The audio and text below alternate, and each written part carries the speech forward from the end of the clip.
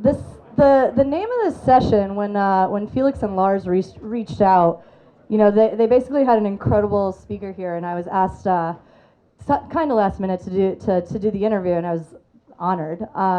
But the frame of this session is what are VCs investing in for the future, and being that this is on the future of work today.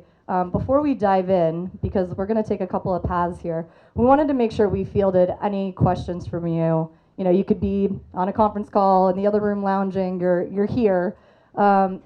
Anyone, feel free to raise your hand, shout out now, that you would like to see covered in this session. I think we have 25 minutes. Is that right, Felix? 25 minutes. So, we have a handful of our own questions and topics, but if anyone has anything in particular that you'd like to hear from Karin about, now's your chance. And Taryn. She's also a This distinguished is actually guest. your afternoon with Karin and Taryn. We might take it on the road, depending on how we do. That's right. I feel like you're far away, too. Come here. All right. Any questions? We should be podcasting right now. Yes? What's your name? Moshe. Yep. Why are we seeing so little technical innovation versus new twist on new business model? Okay, so you'd like to look at what's going on in technical innovation around new business models. Okay. Yep. Your name?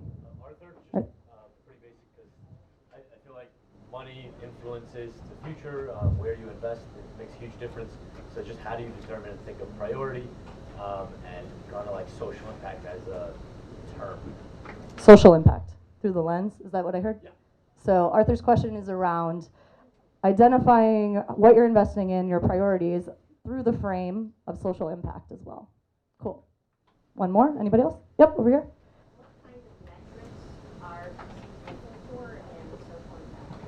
Cool. Write that down. So metrics around what they're investing in. Perfect. Okay, fantastic. And we'll leave some time at the end, too, if you're thinking of questions or if something we say triggers some other areas you want to explore. And certainly happy to stay around a little bit after to answer any questions we don't necessarily get to in our rapid 25 minutes. Great. Maybe I should start out introducing myself. That's perfect. Exactly. So, yes, why am I up here? I'm Karin Klein. I'm a founding partner of Bloomberg Beta, which is a venture capital firm focused on the seed stage with a deep interest in making work better. And we're backed by Bloomberg LP, which is the big news data and analytics company. And we like to think of ourselves as a little bit of a different type of fund. So I say that because we take a lot of spirit from Bloomberg in the sense that we believe in radical transparency. We put our operating manual on GitHub so that anyone who wants to meet with us, anyone who wants to find out about us, can read what our operating principles are and how we think about investing, what kind of metrics we look for, what type of teams we back, what kind of themes, and the way the relationship we think will evolve. And since it's on GitHub, it's constantly evolving. And we also are very data-driven, as you can imagine, and so we also use that wherever we can. We have a commitment to using data if it will make better decisions. Great. So Karin, Bloomberg Beta could be investing in many kinds of things based on this overarching, brand. Why in particular did you guys start and now leading with investing in the future of work? So like any startup, you have to love what you're doing. And so 3 years ago when we got together and decided we were going to do this, we figured, okay, it's got to be something we're going to enjoy spending a lot of time on. And, devoting our lives and reputations and relationships to. And we all spend so much time working that we thought, why not make it better? And if I have the opportunity to invest in founders that I think are going to change the world and make a meaningful part of our days better, I feel really fortunate to be able to do so. And when we chatted earlier, you were talking about how you are really investing in the success of your entrepreneurs once you're getting them in, right? So can you talk about how you're facilitating the success of your companies once they're in the door? So we think of our founders as our customers, and hopefully most of the people you take money from will think of it that way. So we spend a lot of time with our founders, and we try and be the type of venture capitalists we would want to have when we were starting our companies. And so in that spirit, I think a lot about, and I care deeply about, what's a way to have trust with founders, and how can they rely on us? And I don't know, I'm still a student in it. I think it's going to take me many more years, but we try and develop those kind of relationships where people will tell us what's on their mind and what's going right with the business, but as well what's going wrong, and to have that real relationship where we can be the most helpful because we know what's going on with their business and what they're going through. I think it also depends a lot, all customers are different. Some customers, this is their 5th company that they're working on, so they might not be as interested in the day-to-day kind of relationship. Other founders, this might be their first opportunity, and so we spend a lot of quality time with them. So it really varies, but we also try and think about setting up communities for them, because I don't know how many people in the room are founders themselves or thinking about starting a company. Okay, oh wow, so it's a nice mix. So you guys know how lonely it can be. A lot of times you can't talk to your employees about whether or not payroll is going to be made and how you're thinking through it. And so one of the biggest values I think we bring is just the community we bring together. And we had Slack here earlier today, which is we set up a Slack channel for our founders, and so they talk a lot on which types of vendors to use, just challenges that they're. It's a great way for them to meet each other, and we also try and do small group situations so that people can really develop relationships with each other. We have something we call our turpentine talks, which is based on the Picasso quote that when art critics get together, they talk about form, substance, and meaning. And when artists get together, they talk about where do you get cheap turpentine. And so we get about, this happens every other month, we pick a different topic, and Amal actually is going to be speaking at our upcoming one. So we're excited about that. As many of you might know, Amal has this incredible way of managing a number of different projects and companies, and doing so quite successfully. So he's going to sit down with a bunch of our other founders and share an off-the-record, real brass tacks, how do you build businesses by outsourcing aspects of work to many different parties. So anyway, we do a range of different things. I mean, I think the main highlight and long answer is I just try and be a good person that you want to turn to, your coach, your mentor, your friend, as well as your investor. So let's go to Mushi's question around kind of bringing us into the trends for investment and anything new that you're seeing in the space with regards to high tech and new business models. In terms of what you're seeing come through the door for applicants who are part of your program and what you're investing in, what are you seeing right now, and what are you seeing for the next couple of years? Obviously 10 years, 25 years, maybe too far out, but what are you seeing immediately right now happening? So I love the question, because it's something I think a lot about. We invest at the seed stage, and a typical seed round can be anywhere from a couple $100,000 up to $1 million, $2 million, maybe even $3 million. So we're not talking about huge amounts of capital.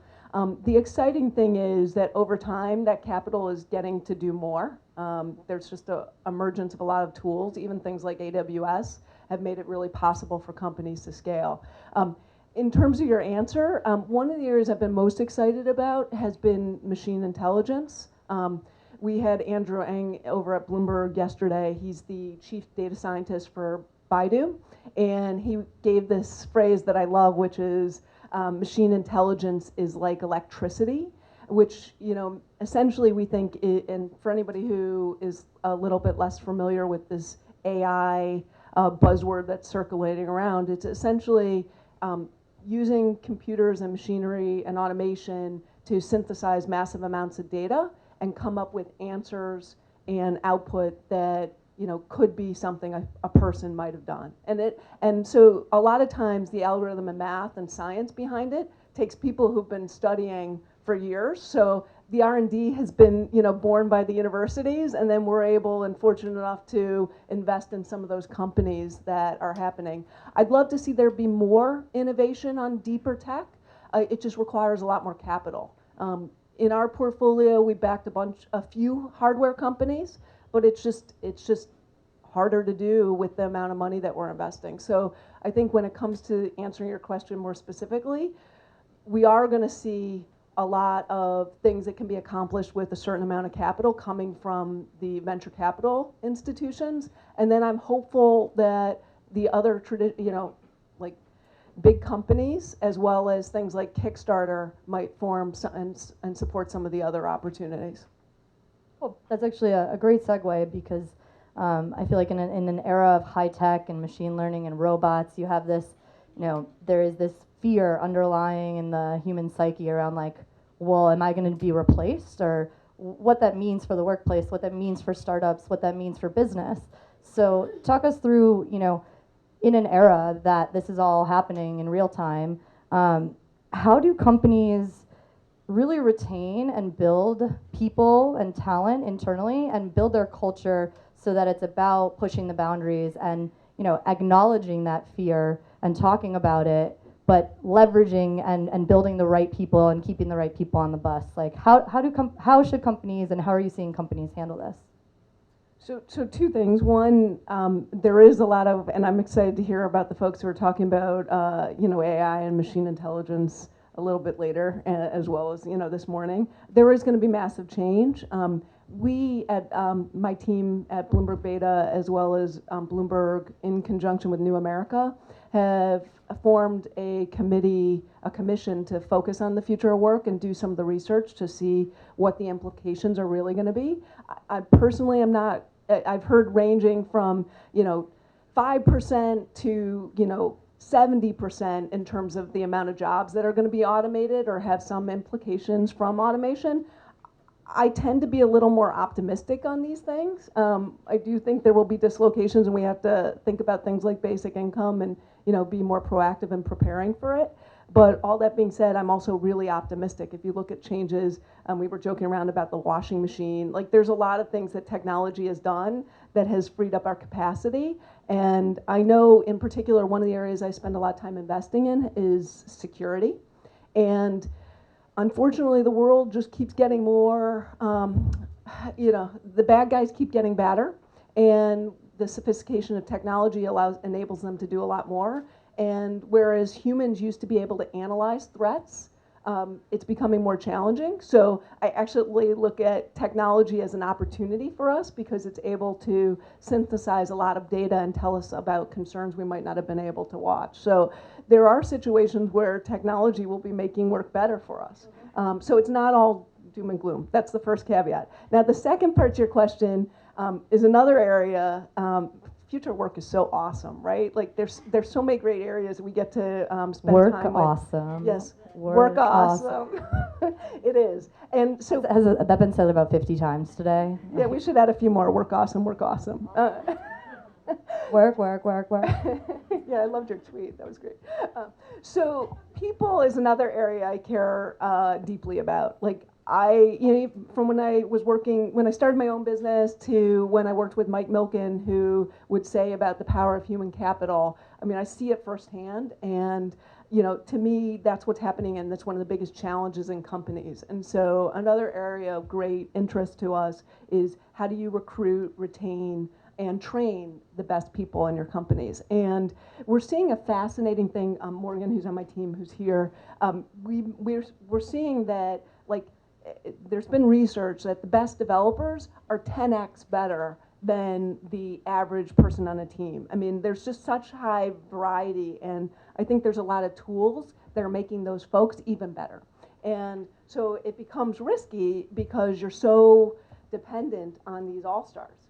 And that's why I think setting up the right culture in the company has been really important, and seeing how some of the teams do it. And we put our money behind things that we think are interesting in this area. So one of them that it's a little promotional pitch, but it's also something I think is an interesting change in the future of work, is recognizing employees and not having it have to come from the manager or the leader of the company.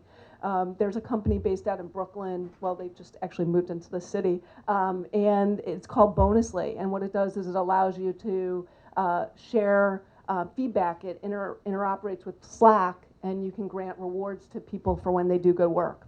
And so it's changing the traditional review where you have to wait till the end of the year, and it instead is allowing team members to recognize outstanding work early on. So stuff like that I think is really important. Education, we're big investors in, education so that you can better train your workforce.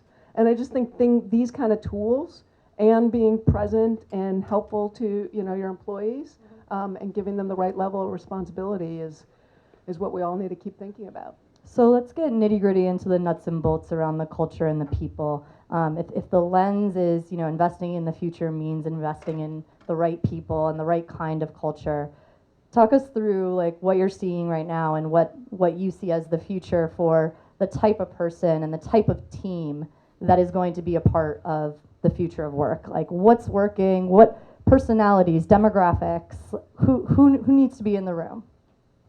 So that's the interesting thing to that question is that there's no one, character of what I think is the right team member. I mean, we believe in the future of work as a diverse future of work, and I'd love to hear, can I turn the tables and ask her a question? I feel like Taryn has an incredible experience. I don't know if you all know, she launched this 50-state food tour, which was amazing, and maybe you can talk a little bit more about that and some of the things you were seeing about having more inclusive teams and why it's important.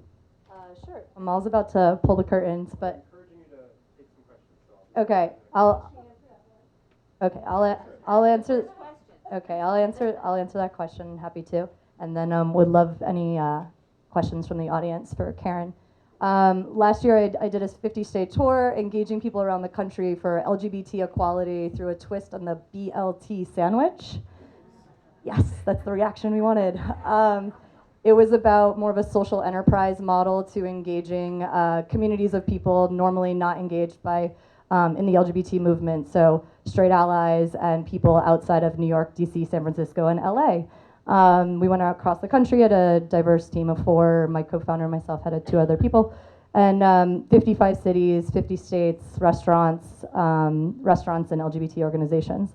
At the end of that, hit a wall, and I'm now working for a Berlin, Germany-based digital agency focused on corporate innovation, and we work with companies acting as a startup for hire. But one thing I've always been passionate about, and one thing that we work on with our clients is, what does the future of your team look like? And by 2040, you might know this stat, I learned it a couple of years ago, but by 2040, the world is no longer minority. People of color will be over 50% in the world. And so we are in this very much a changing moment of time and transformation right now.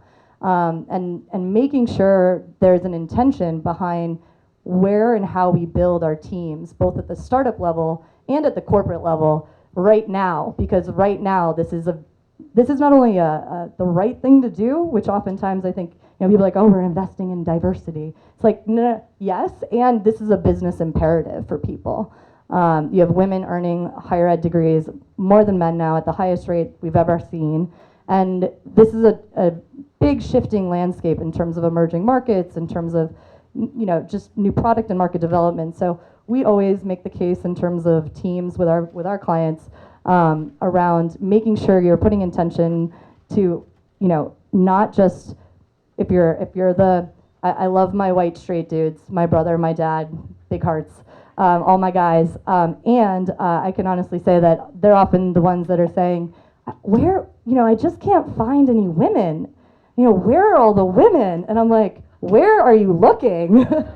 So, women teaching your male colleagues, men that get it, teaching your male colleagues that it's about where you're looking and putting intention behind building a team that represents the culture, not only today, but the culture of the next 10, 20, 50 years and beyond. And so we always frame it in a business case and talk about it as a bottom line imperative. So to your social impact point, I think we connected on that before.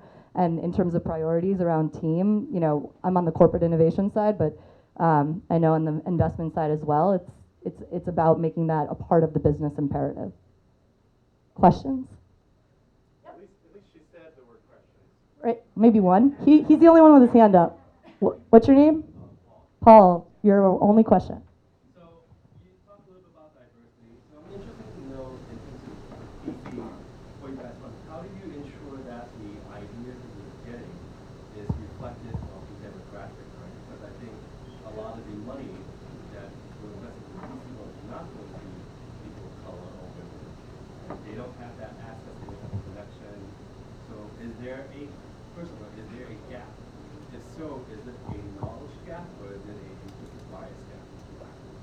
So it's a blend of, that's like there's a lot, and I can't speak for all of this, but what I can say, I actually recently published a post on Medium about trying to get there to be 5% of the partners in my business are women. And so you can't help but think that's affecting, what gets selected. So I think part of the change has to come from changing the people who are deciding on who gets funding. So I'd love to see that happen. I have some ideas. We can talk more about it if you're interested. And then, yeah, I can't help but think that there probably are situations where there are great companies out there, and because the founders haven't figured out yet a way to reach the investment dollars, yeah, it's probably taking them longer to get to where they need to. All that being said, though, I am encouraged because there are a bunch of things. Look, finding money in the first place is super hard, so it doesn't matter who what your background is. We invest in less than 1% of the companies that and the founders that we meet with, so it's always going to be a challenge. But there's a lot more vehicles to raise money that are out there now, like Kickstarter and things like that. And so I'd like to think that if your product or your service idea has merit, you'll be able to find a way to get it to reality. And that's part of being a great founder, is navigating through some of those challenges, although I'd like to see it get easier. One thing that we did was we do data analysis, and on 2 million profiles of people in the tech industry every year to see if we can figure out who's likely to start a company. We call them our future founders. It ends up being a very inclusive group. Range of people in all different types of backgrounds. And so we're trying to remove some of the bias by just letting the algorithm tell us who's likely to start a company. Based on public data, by the way. Join me in thanking these two. And can we thank Amal and the team for this diverse group that they've gathered today. Good job, guys. Thank you.